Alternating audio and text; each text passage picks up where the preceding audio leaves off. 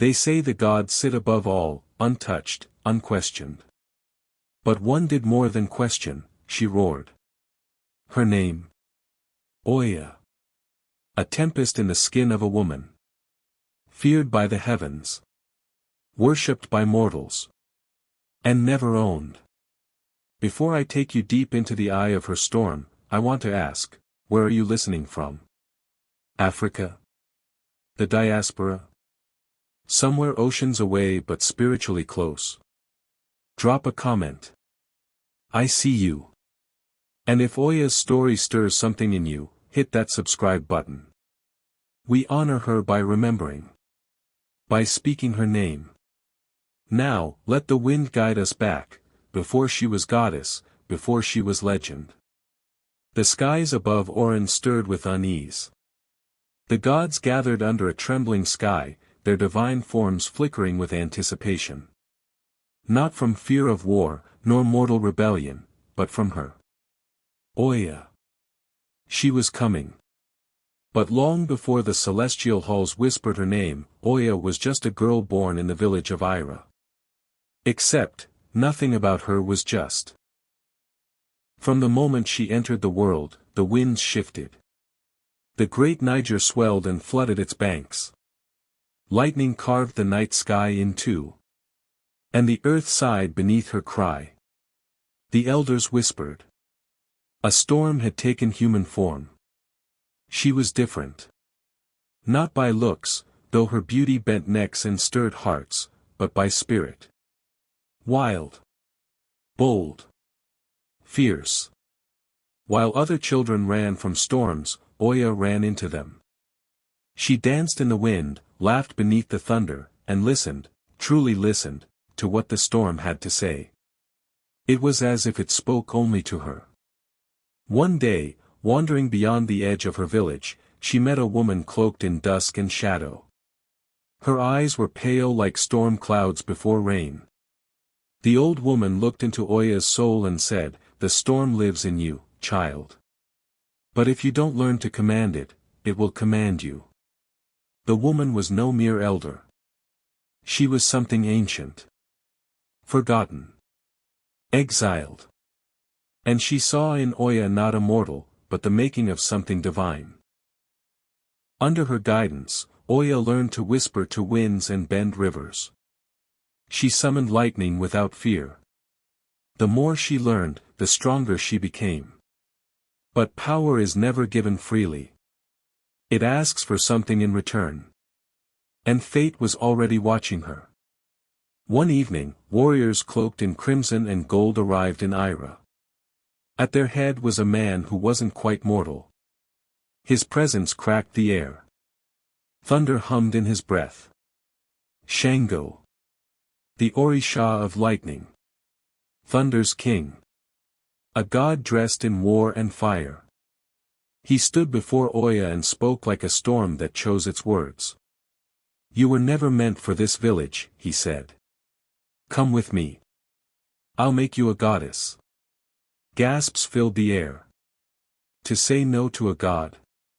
Unthinkable. But OYA just tilted her head. "And if I refuse?" she asked, defiant. Shango laughed, low and deep. "You won't." And in that moment, without her knowing, the storm inside her began to spiral. She hadn't yet decided. But the gods had. That night, the winds wouldn't sleep. OYA stood at the riverbank, its black waters whispering back the words of the old woman. "Command the storm, before it commands you." The next day, under a harsh, watching sun, OYA gave her answer. "I'll go," she said, standing tall. "But I will not belong to you." A flicker of amusement danced in Shango's eyes. "Then let's see," he murmured. And so began her journey into the realm of gods, not to serve, but to rise. The realm of Orin was not built for mortals. Floating islands drifted beneath a sky that was neither day nor night. Rivers shimmered with divine energy, glowing like starlight poured into a stream. The gods walked there, not as myths, but as truth. And now, so did Oya. She was no Orisha. Not yet. She had crossed the veil as flesh, as storm, as defiance. And in that difference, she found power. Under Shango's watchful eye, she trained. She bent the wind with her fingers. She summoned storms with her voice. She danced through lightning and moved like a hurricane disguised as a woman. Her strength grew daily, but with each victory came a subtle shift in Shango's gaze. At first, he admired her. Then, he tried to mold her. Then, he tried to own her. He praised her strength only when it served his cause. He spoke of partnership, but acted like a king granting favor. The other gods watched. Some whispered. Others stayed silent. But Oya, she listened to the winds. And the winds do not lie.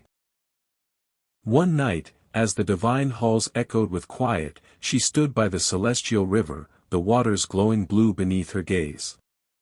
That's when she heard the footsteps. Soft.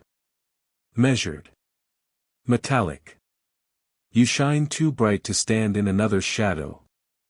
The voice belonged to Ogun, god of iron and war.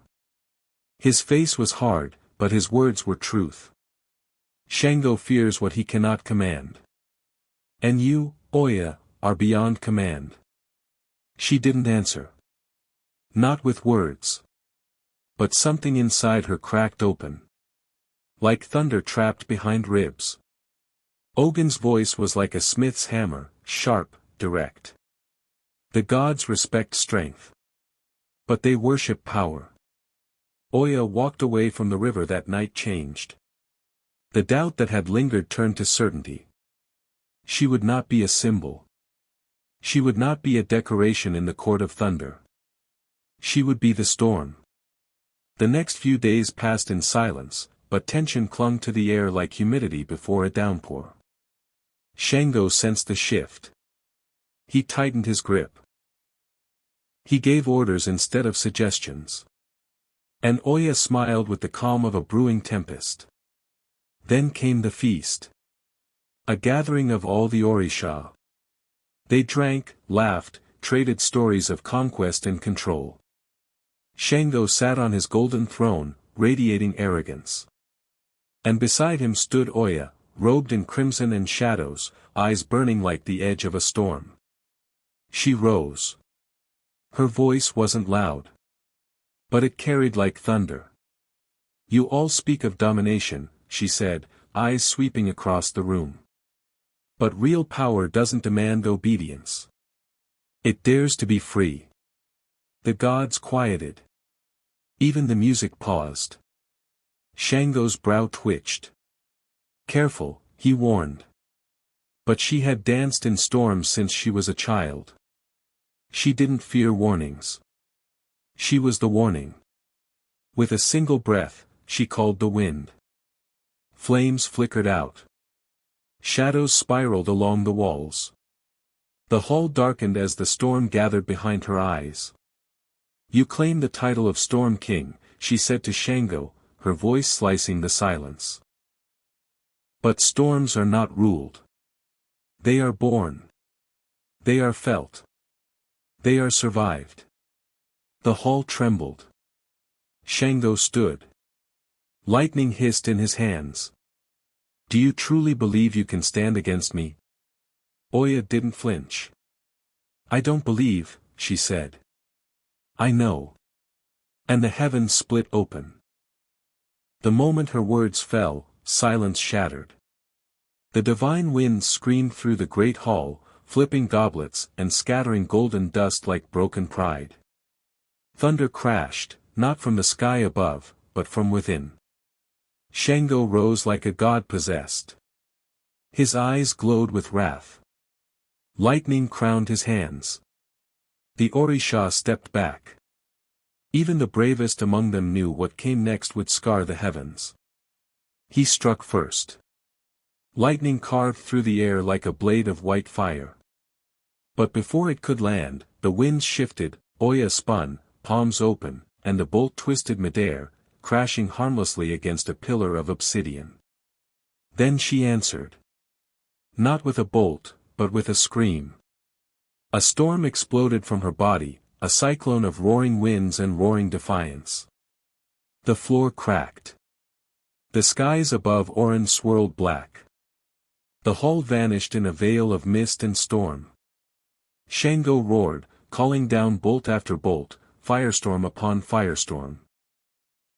But Oya danced through them, her winds swallowing flame, her voice louder than thunder. She wasn't attacking. She was unleashing.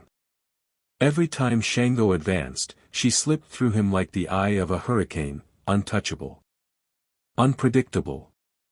She moved with purpose, not rage. With clarity, not chaos. But then came the moment. She raised her arms, and the storm obeyed.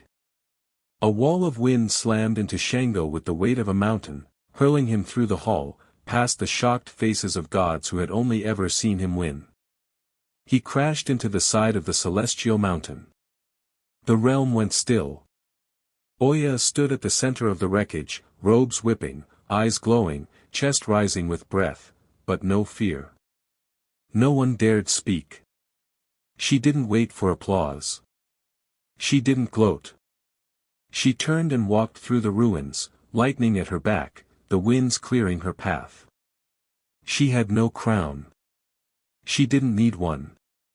Because the gods had seen. She wasn't Shango's shadow. She was the storm he could never tame. And when she descended from the heights of Orin, the sky followed her. Rain fell in gentle pulses. The rivers bent toward her. The air seemed charged, not with danger, but with truth. Mortals began whispering her name. Not as a lover.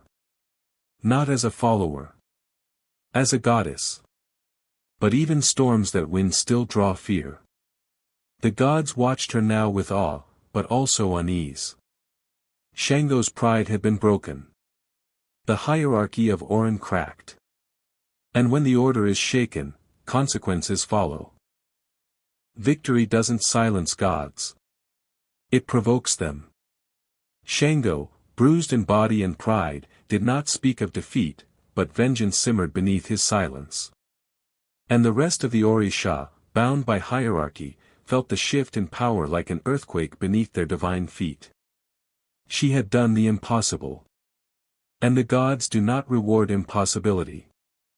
They fear it. Soon, Oya stood before the Creator, Olajumer. The Source. The voice behind creation itself.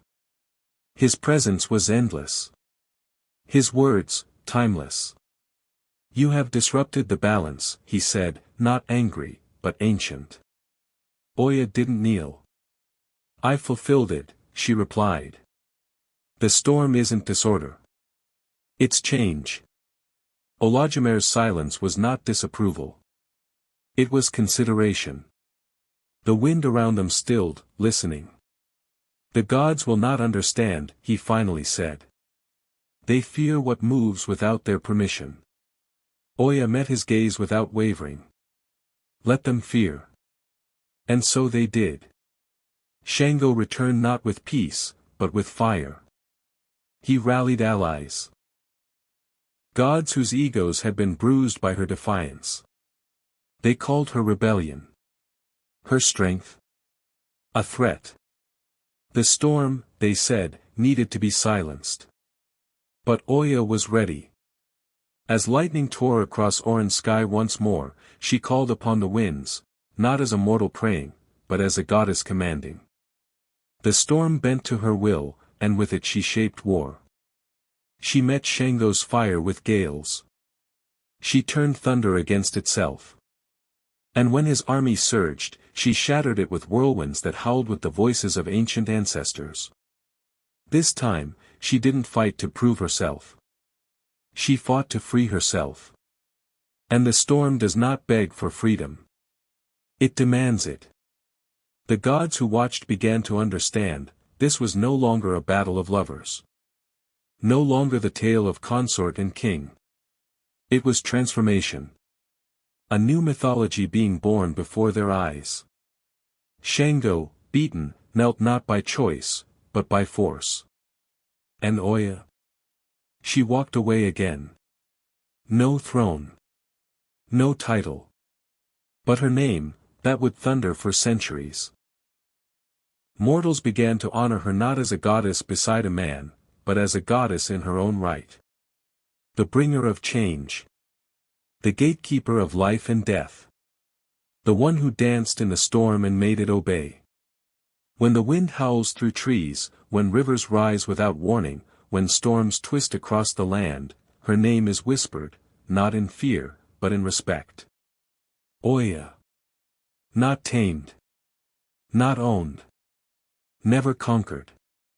She raged. She rose. She reigned. And that is the untold story of the goddess who defied gods. Before you go, if OYA's storm stirred something in you, don't forget to like this video, subscribe to African Mythology Chronicles, and share this tale with someone who needs to remember that power doesn't always wear a crown. Sometimes, it wears the wind.